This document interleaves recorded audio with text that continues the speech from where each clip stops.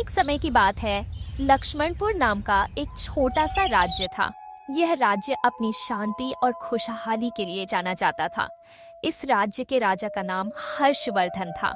वह एक दयालु और न्यायप्रिय शासक था। उनकी पत्नी रानी सुमन सुंदर और गुणी महिला थी। उनका एक पुत्र था, राजकुमार आर्यन, जो चंचल और प्रजा से प्रेम करने वाला था। एक दिन दो संत अपने एक पालतू शेर के साथ राजा के दरबार में पहुंचे। दोनों संत साधारण वस्त्रों में थे, लेकिन उनकी आंखों में एक अनोखा तेज था। उन्होंने राजा का अभिवादन किया। संत ने राजा से पूछा, राजन, हमें यह सुनने को मिला है कि आप एक बड़े दयालु और न्यायप्रिय राजा हैं। क्या आप हमारे साथ भी वैसे ही व्यवहार करेंगे जैसे अपनी प्रजा के साथ करते हैं? राजा हर्षवर्धन ने कहा, यह मेरा सौभाग्य होगा। आप मेरे मेहमान हैं। आपका स्वागत है। हम आपकी सेवा में कोई कसर नहीं छोड़ेंगे।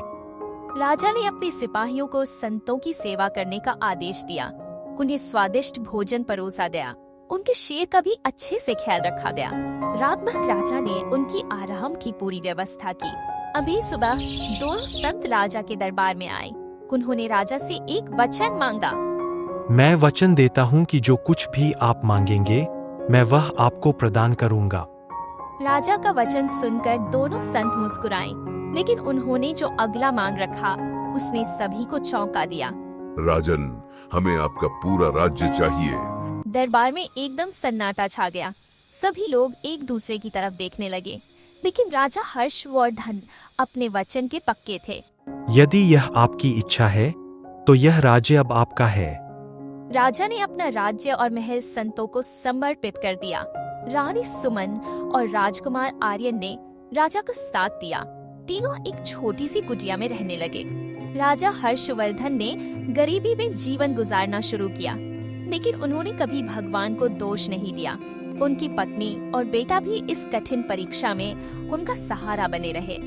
राजन, हम आपके साथ हैं। हमने आपको धर्म और वचन निभाते हुए देखा है। ये कठिन समय भी निकल जाएगा। धन्यवाद सुमन। मैं अपनी प्रजा के लिए हमेशा निष्ठा से काम करता रहूंगा। कुछ दिन बाद वही दोनों संत और उनका शेर फिर से राजा के घर आए। राजन, हमारा शेर भूखा है। हमें उसके भोजन का इंतजाम चाहिए। माफ कीजिए साधु देवता, मेरे पास अब पैसा नहीं है कि मैं मांस खरीद सकूं। संत ने राजा से कठोर स्वर में कहा, तो क्या हुआ? तुम्हारा बेटा और पत्नी तो हैं। उनका मांस हमारे शेर को खूब पसंद आएगा। यह सुनकर सभी चौंक गए, लेकिन राजा ने अपने वचन का सम्मान किया। राजा ने कहा, यदि यह आपकी इच्छा है तो मैं तैयार हूँ। राजन, ये सिर्फ एक परीक्षा थी।